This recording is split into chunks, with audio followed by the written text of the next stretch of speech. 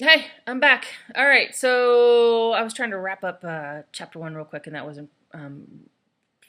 really smart. But I want you to pay attention to also on page eight. Well, actually, it's seven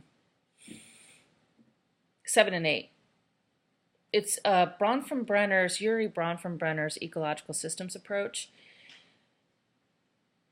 It's a great theory on how individuals develop. And as you go, if you look on page eight of our chapter, and you look at this nice little like doobly doo here, you'll see that we develop in each of these different systems, right? So you have the individual, and then you have the mesosystem. I'm sorry, you have the microsystem. So what's right around the individual, like what affects that individual immediately. The mesosystem is a connection between all of the different layers of the systems. And so in the picture, it looks like it's a separate thing, but it's really more of a connection between the other different systems. So between the microsystem and the exosystem, for instance. So the microsystem is the individual, what impacts them as an individual directly.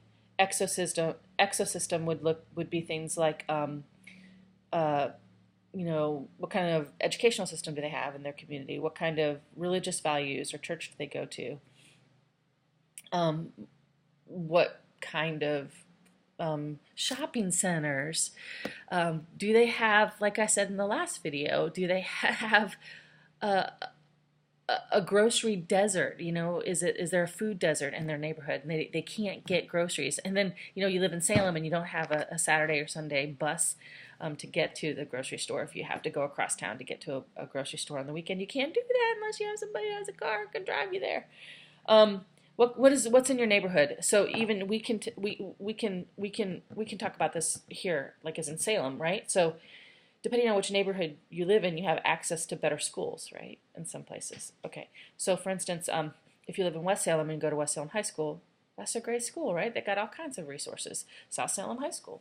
Woo-hoo, South Salem High School. That's where my daughters have gone to school. And South Salem High School has the IB program, the International Baccalaureate program. And then you go to some other schools in Salem, and they don't necessarily have all of the same resources that South or Sprague or West might have. So North, McNary, McKay, they may not have the exact same kinds of resources for things like, orchestras or, access to higher level academic classes, or just, resources in terms of what's in the building itself. I mean, look at West Salem High School has a beautiful school, right? And of course, it's a newer one too, but that matters. That stuff matters. And then finally, you have the macro system. And macro system, think big, macro, micro, little, exo on the outside, macro, really big, right? So with the macro system, um, you have local government, state government, federal government. How do they impact the individual? Does it really matter? Yeah, it actually does matter. So, for instance, who's the president of the United States of America? That individual decides what kind of sex education is going to be taught in the public school system. So, if they decide that they only want um, abstinence only program like George Bush 43, in order to get federal funding for those courses, which usually also is embedded in a health class, you have to promise that you'll teach an abstinence only program within the public school system. Other presidents like Bill Clinton, he wanted a lot of dollars to go towards pregnancy prevention, and so that was his focus, and that was pushed during his administration while he was in office. Other reasons it matters is because textbooks will change based on what material should be included or not included based on public policy. And in some schools, they have the money to be able to replace those textbooks. In some schools, you're using the textbook that you used 20 years ago, and they don't replace those textbooks. And so you still get the same curriculum, even though the policy itself has changed, perhaps.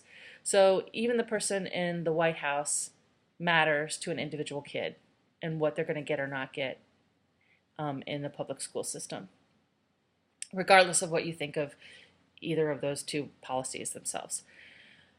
So moving on to chapter, I should also say something about socioeconomic status and also cohort. Remember, cohort is based on age, but the big point is how does history impact you, because you're all the same age group when something happens. And we'll talk a lot about cohort, especially the millennial chapter. Well, it's not even millennial chapter. Young emerging adults are so different than they've ever been before, and people say, "Oh yeah, the generation is different," and pretty much they weren't so different from generation to generation. But the millennials are different, and they're different because of what's happened across their lifespan and what kinds of things have been available and not available. In fact, that's what my sabbatical is about. I'm writing a paper on that right now and looking into that. And so what they've received is different than what my generation received, or the generation that went before me, that they received in all in economic policy and educational policy and healthcare. They've had a different experience, and so they're different because of that. Plus, they've also had to deal with economic downturns, and the fact that they get millennials will get a degree and they'll come out and they'll earn the same amount or less in real dollars, not adjusted for inflation, than their parents did. That's the first time that's ever happened in the United States. And also, when you can have more education, and because you continued on to school, that you might have fewer opportunities because you didn't get out there into the workforce, and so your income across the lifespan may be less, depending on what field or area you just had to go into. So it's critical that we look at those things. Okay, so some of the things that we're going to be talking about this term, and in fact, your chapter 2 kind of introduces you to it, that we're going to be focusing on Freud, Erikson, Piaget, and Vygotsky. Now these are the four main theorists that every lifespan developmental psychology class focuses on.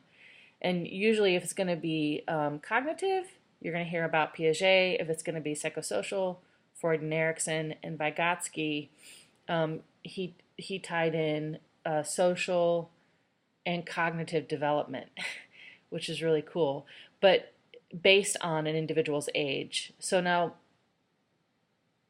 the first three, Freud, Erikson, and Piaget, are all stage developmental theories. Freud is our first developmental theorist, and so he pretty much is the first developmental psychologist, because he had a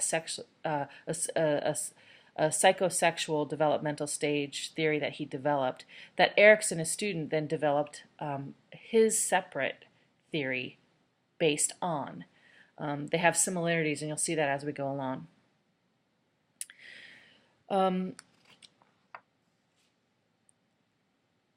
In chapter 2, they also bring up the ideas of self-efficacy and, how do you feel about yourself being able to do a particular thing? Like, do you feel like you have efficacy, that you can actually achieve something? Cognitive equilibrium is the idea that as we grow, things come to an equilibrium, our understanding about the world or our learning or, our mental states even, that we come to a period of time when there is an equilibrium. Now, in order for us to grow more, there has to be something that happens that throws off that equilibrium. We have to be challenged in some ways. And then that disequilibrium creates chaos, right, sort of? And you have to find a new equilibrium. Sociocultural theory plays a big role in how people learn and develop across time. So we'll look at how culture does impact an individual as they develop across the lifespan.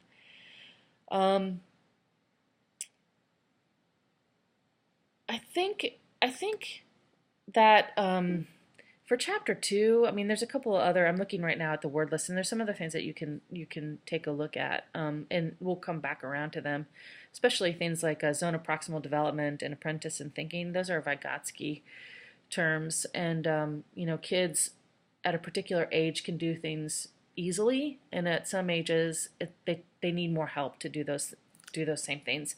So, for instance, tying your shoes. A 2-year-old or 3-year-old or 4-year-old even might have a hard time learning how to tie their shoes, but at 5, 6, and 7, it becomes a lot easier for them to learn how to tie their shoes, and they need less help. But at 3 or 4, they need more help in order to do that. And that's kind of the zone. So at one end, you need a lot more help or support. You need more of a platform from which to grow from. More scaffolding is the term that he used. And then as you go across the lifespan, you need less and less of that scaffolding and that extra help, because you've developed other skills that allow you to learn that skill that you're trying to learn, like hit a baseball, for instance, or run and kick a ball. Humanistic psychology plays a little bit of a role here, and we do talk a little bit about humanism and humanistic psychology. Evolutionary theory is really important because we're continuing to look at how people are adapting across the lifespan. And let me give you one example. So we can't all see each other, unfortunately, but in my face-to-face class, what I would do is I'd ask people, so who was born or doesn't have their wisdom teeth buds? You never got wisdom teeth, and you don't have the buds for those wisdom teeth. Those are evolving away. So if you don't have wisdom teeth buds, then you're the next level of human, right? Some people have almost no pinky toe on their foot. It's almost not there at all. Okay? That's another evolutionary change that's happening. We're losing our pinky toe because we don't need it, and partly that's because we wear shoes all the time, so we don't need the pinky toe. There's this too. Okay, so I don't know if you can see this. So take your arm and do this. Okay. Take your arm, make a fist, and then do this. Now, stretch your arm out. Some of you will have a tendon that will pop up, a tendon or a ligament. It'll pop up when you do this, okay? The rest of you won't have that. That is evolving away. We don't need it.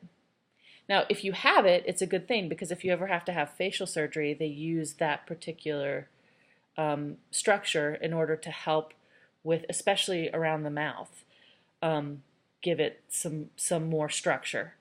So if you need some kind of a face surgery at any point, then it's good to have that, right? But this is evolving away. So even genetically, we're evolving at the genetic level, at the gene level. We're also evolving, and epigenetics has a lot to do with that as well, and what we're exposed to in the environment and how those things are changing us. We'll talk about that across the lifespan. So selective adaptation occurs and is still occurring, and there are some articles that you can look at, and maybe I'll put a link to them so you can get to them and see what humans are supposed to look like in 10,000 years, 20,000 years, 100,000 years. Last thing to remember, that in general, most developmental psychologists don't support just one world view or one theory of development. They take a more eclectic approach, and they really try to bring in all the different theorists and all the different developmental perspectives when they're looking at an issue, and that they're not, developmentalists are not just really a one pony show, a one pony trick, I should say. They look at all of the different perspectives and try and explore issues of human development from as many different perspectives as they can, and that's called the eclectic perspective. All right, talk to you later.